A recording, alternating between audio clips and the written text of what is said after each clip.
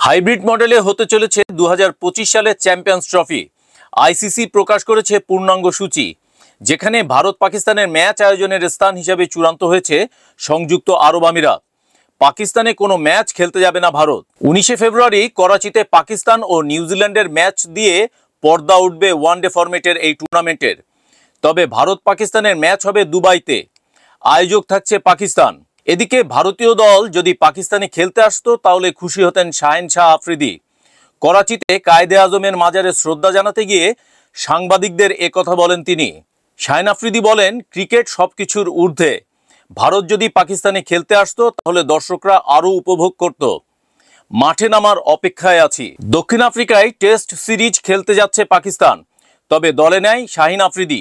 সদ্য সমাপ্ত ওয়ানডে সিরিজে 7 উইকেট নিয়ে দলের সাফল্যে বড় ভূমিকা রাখেন তিনি। এদিকে আলোচনায় এখন পিএসএল এর 10ম আসর। আগামী 11 জানুয়ারি গোয়াদারে অনুষ্ঠিত হবে প্লেয়ার ড্রাফট।